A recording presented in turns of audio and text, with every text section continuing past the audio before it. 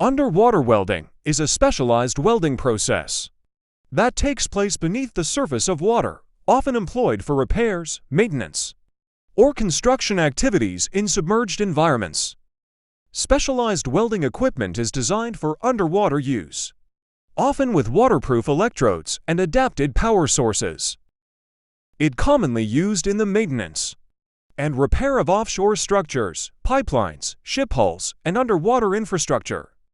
Strict safety measures are essential, including diver training, equipment checks, and adherence to underwater welding procedures.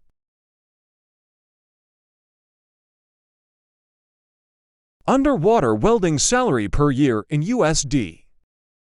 The lowest salary is in Brazil,